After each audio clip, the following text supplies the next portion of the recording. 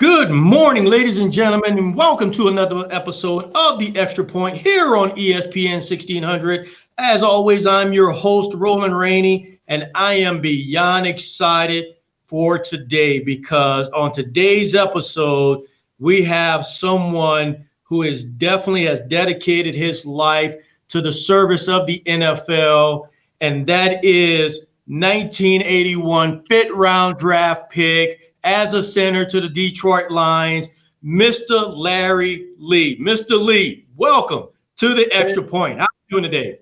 I'm good, Roland. How about you, man? Hey, I'm doing great, and we are beyond excited to have you on the show.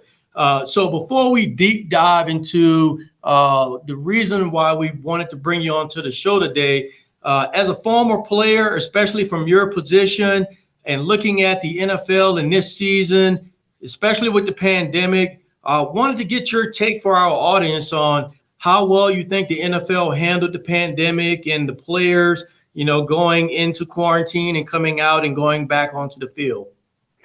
Uh, I think the NFL has done a magnificent job considering the nature of the sport, considering it being a contact sport, and you're in piles and you're in each other's face and et cetera, et cetera. And so obviously they've had to have done a good job of testing to realize who has it and who doesn't. And then, there could always be a hit or miss in there. But, the way that they handled it with each club and their guys during the club, and they had to make some tough calls like this past weekend with, the Cleveland coach being out and a couple of Yes. weeks before, with the Lions, half their staff out and the coach not being able to coach. So some tough calls in there. So this year has definitely been the exception to the rule. But I think they've handled it well to answer your question. And they were able to keep the season alive and without a true shutdown. The Steelers might not agree with all the stuff they went through a few weeks ago, with the Right. changing of the game and moving it to Tuesday to Monday to, whatever, Wednesday kind of thing. But overall, yes, you have to give them a good grade for doing well. Yeah, and I have to agree with you. I think, and you hit the nail on the head when you talk about a contact sport in a pandemic environment. Trying to put rules together, I think is way different than being in a bubble like the NBA. So the way the league has handled it, especially making sure that they enforce the rules with wearing a mask, you do have to give the NFL executive staff a thumbs up on how they've handled this. Now, for everyone listening in, Mr. Larry Lee is also an executive with the Fritz Pollard Alliance. And the Fritz Pollard Alliance is an organization that helps promote and also monitor the promotion and the pushing minorities into various positions in the NFL. So, what I want to do is, when I look at your role in the alliance, I want to give the audience a take of, what's your role? How do you see the alliance and its relationship currently with the NFL owners and the commissioner? Well, I am an assistant to Rod Graves, who is the executive director at Fritz Pollard Alliance. Many of you folks, NFL folks, will remember that name. Rod was the general manager of the Arizona Cardinals when they That's went to the right. Super Bowl. And but Rod was also a longtime NFL scout with the Bears. And then he left the Cardinals and went to the Jets and then the league office. So Rod and I go way back when I was a pro personnel scout for the Lions, and Rod was a scout for the Bears. We were in the same division. Two African American men, getting to know one another, kind of thing, and vowed that one day we might be able to work together. And Fritz Pollard Alliance has given us that avenue to do that. The league, our relationship with the league is great. The Fritz Pollard Alliance was started by Cyrus Mary. Uh, a civil rights attorney, and Johnny Cochran, the late Johnny Cochran. They started it, and John Wooten was the former NFL player. John Wooten was the guy that headed it up for several years, who just retired a year ago, and that's when Rod took over. And Right. they've had a great relationship with the NFL as far as the vetting of minority candidates and making sure that owners and general managers know the African American list of potential guys that are ready and able for these jobs.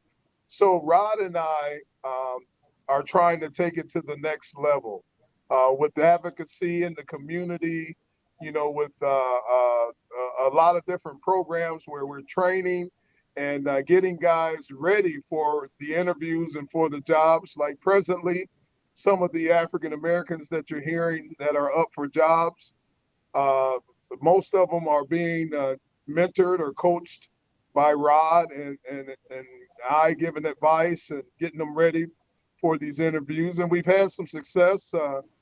Andrew Berry at the Cleveland Browns is a gentleman that Rod mentored, and now he's a general manager in Cleveland. And there's a few other hot names out there right now that we're going through the process with, and hopefully we will begin to change some minds and get some owners more apt to hire minorities in these positions.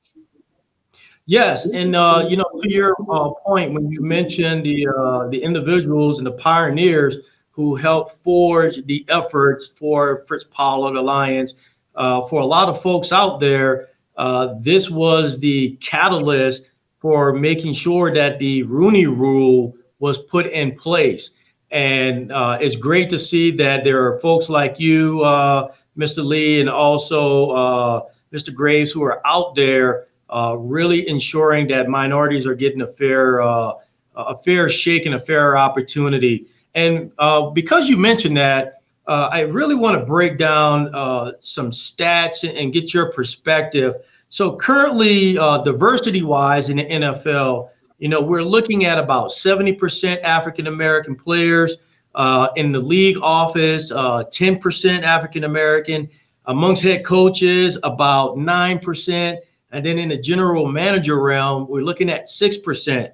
So when I look at, your strategic efforts of networking, mentoring, encouraging adoption of many of the rules to foster diversity, also educating the team owners and the commissioner. When I look at those numbers, what exactly is the FPA working towards to ensure people like Roger Goodell and the other owners are really putting forth a solid effort to interview very qualified minorities for these positions? Well, one of the things that is really helping, Rod spent a few years at the league office himself, working directly with Roger and Troy. So there's a great relationship there. And I got to honestly say that this year, sports usually mimics society. So this Right. year there's obviously a microscope put on the NFL and minorities and everything because of society. But I can honestly say that we have gotten nothing but full out cooperation from Troy and the league office. But ultimately, it's the owners that have to make the decisions about hiring minorities. So we're trying to break down that wall or that barrier or get them more comfortable and more familiar with people of color, so that people do business with people they're comfortable with. So obviously, those numbers that you stated are not adequate enough or good enough, and so we need to improve upon that. And part of the way we think we can improve is a two-prong approach. On the outside, getting them more familiar with African American candidates, et cetera. But then on the inside, we're making sure that the candidates that we present are vetted in football we use the term RPO. Well, we want to make sure that they're ready and prepared for opportunity. That's our Oh, RPO. that is awesome. That's a Yeah. great acronym there. Yep. So uh, so so that's what we're working on. We're taking Fritz Pollard to another level with community advocacy and community programs, et cetera, et cetera. So we want it to be a true partnership between us and the NFL. Well, I'm glad you mentioned that because one of the things about the Fritz Pollard Alliance is you have this 5 point plan for club leaders and the commissioner and owners. And for the audience out there, one of those plans is seize the moment. The second one is having a written compact. Number three is building player leadership structure. Four is building a program. I notice it's called Talking Tuesday. So the players can talk about a social issue that they can wrap their arms around and put effort towards. And then the last one is basically seizing the ballot, making sure players also, much like we saw in November, advocating for community members along with members in the league to get out and vote. So amongst this 5 point plan, how do you, as an executive at FPA, how do you reach out to players to make sure that they stay active within your outreach programs? Well, one of the things, one of our plights is that although Fritz Pollard is a very important entity, we feel it's still somewhat under the radar. And so we have to make sure that Fritz Pollard is a brand that we improve upon, and we want Fritz Pollard to be a household name, not only throughout uh, NFL but sports period. So we are working on some projects and some things that will have us all come together and make Fritz Pollard more of a household name. I'm getting a little sidetracked on that, but yes, we got to get Fritz Pollard out there. We got to make sure people know what we do and what it's all about. So we're developing programs as we speak with companies all over the country, and the NFL and putting together a staff and thoughts where our outreach will be pretty enormous. So, what I would also like to capitalize on is on top of the outreach when it comes to owners and general managers, Oh yeah. to include the commissioner. What type of, I guess, meetings or organizational gatherings do you all put together to make sure that you also inform them of some of your efforts? Well, there's been several entities that have happened. Obviously, COVID has slowed us down quite a bit on some things, but at NFL events like the combine, at the draft, at the Super Bowl, Fritz Pollard, we're preparing events as we speak to like I said, break down the barriers at league meetings. We want to get candidates in front of owners at league meetings and the combine and when everybody's under one roof, have general managers get to know some of the potential candidates so they can consider them as defensive and offensive coordinators. So it's all about relationships, and we're trying to help build more relationships between Rod and I. We got a pretty good reach on a lot of folks in the NFL, but with the help of Troy and the league office and people at the league office, at these events, we're setting up programs like we had the quarterback summit where guys like Doug Williams and other guys gave examples and seminars to a lot of the guys that are up and coming, more Okay. so dealing with the quarterback position. But we also this summer had a coaches seminar scenario where we had veteran NFL coaches of color speak to potential candidates and talk to young and up and coming NFL coaches to give them some tips on how to handle their rooms and what to look for, how to handle their staffs, et cetera, et cetera. And we also did it on the executive level, where we had general managers like Rick Spielman and Thomas Dimitrov and guys give seminars to up and coming potential NFL executives. So we presently we have five former general managers like Scott Pioli, Jerry Reese.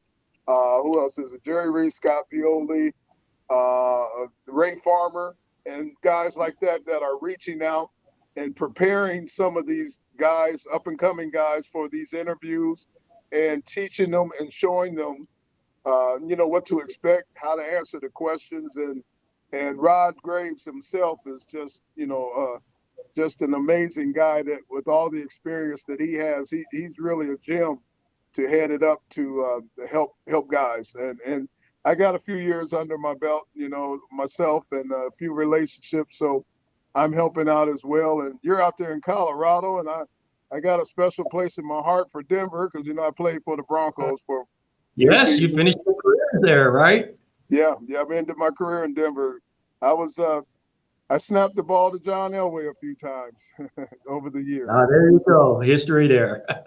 Yeah. Well, I tell you, the things about Fritz Pollard, and for the listeners out there, I really want you all to go to the Fritz Pollard Alliance website and really learn more about this organization and especially its history. When you talk about the organization and it's being named after the first African American head coach in the NFL, who was actually a part and played for the Akrons back in the day, to have an organization like this that is promoting the promotion and opportunities for minorities. You definitely should go out and see what they're doing, be actively involved, and be in the know of what Fritz Pollard is up to, because I think this is important. And to your point, Mr. Lee, that you made earlier, is when you look at those numbers, 70% to league and head coaches percentage of 10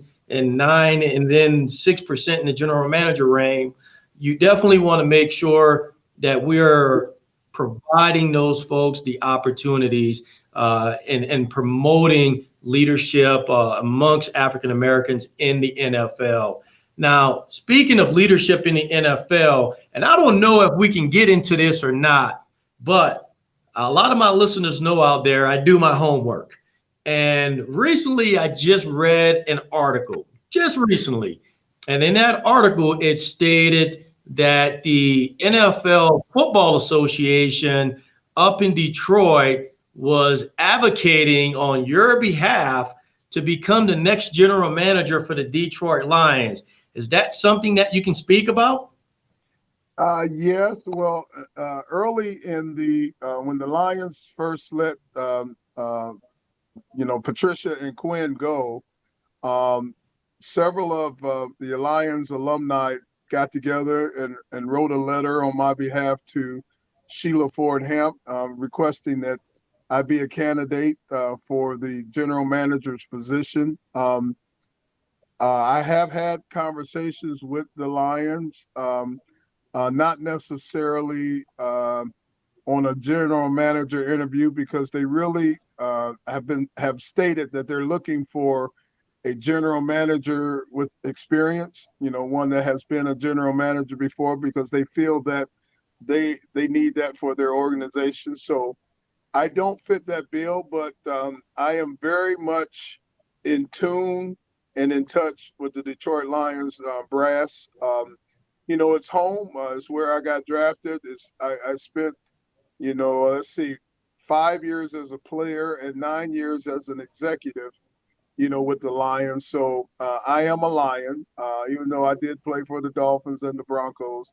But I am a Lion, and so I'm not being considered for the general manager's position, but I am very much in touch and in tune with the organization, and who knows if there maybe is another opportunity that might prevail or present itself. Yeah. Well, we definitely wish you luck with that because I think right now, looking at the Lions and what they're trying to do, it appears that they're trying to put some of that front office leadership, put those pieces together, strong leadership up front to get them where they need to go. And it's great that they have folks like you that they can rely on to help guide them through that process. Before we end today's session, I want to go back to your strategic efforts with Fritz Pollard. And one of them we talked about was mentoring. There's a lot of young players coming out of college. You call them in their freshman year. They have these freshman seminars. And then, of course, some of them handle it very well. And then there's some, it's a huge change of lifestyle for them, not just the demanding requirements that are put on their bodies and showing up to practice and getting that part done. But then there's also the how do you handle yourself as a professional side. So what are some things that you have seen personally or some things that you have done personally to help a lot of these young players who are coming into the league to actually handle the pressures of being on that large stage? Well, one of the things that Fritz Pollard is doing is, there's a newly formed players coalition now that the current players have. And Rod Graves is having several conversations with them about linking up and coming together with mentors, et cetera. That's one of the ways that we're expanding.